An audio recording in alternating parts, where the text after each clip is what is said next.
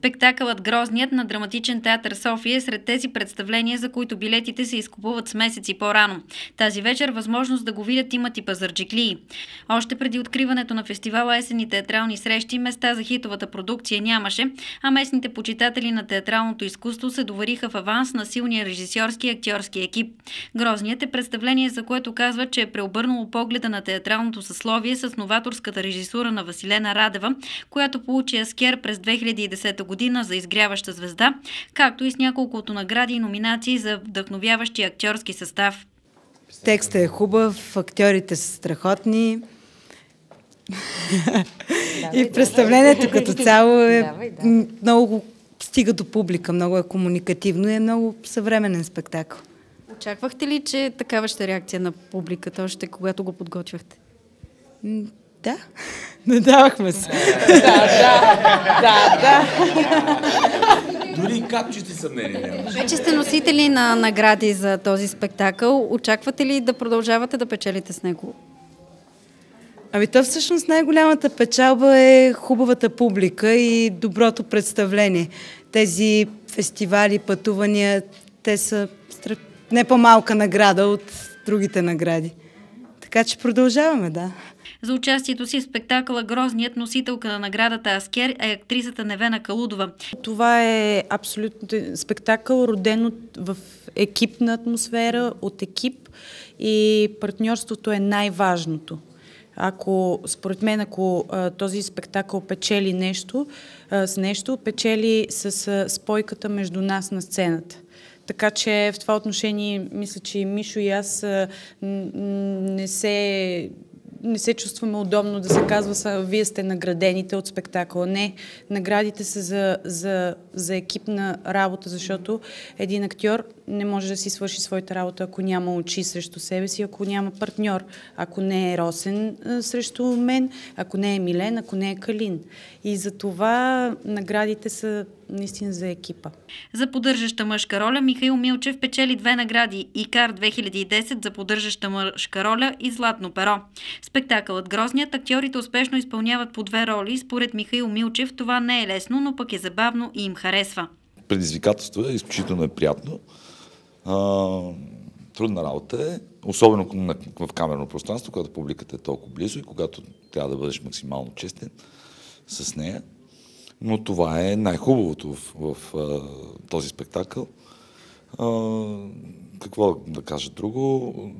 Прескачането много бързо от един персонаж в друг, от един характер в друг, иска една такава по-особена психотехника, която не всеки притежава и така. И за това спектакъл е интересен и се гледа от нашата публика. Интересното е, че всъщност трупата на театър София работи изключително добре в момента.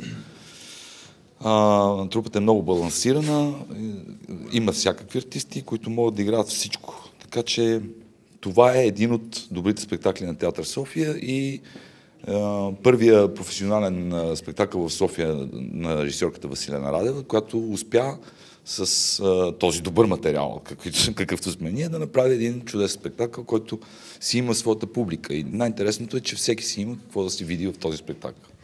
"Грозният" е пиеса с изключително остромен текст, който на пръв поглед ни въвежда в странната ситуация, в която Лете, изпълняван от актьора Росен Белов, разбира, че не се е намерил човек, който да му каже, че е грозен, ужасно грозен. Лете се подлага на пластична операция, защото и жена му не го гледа в очите.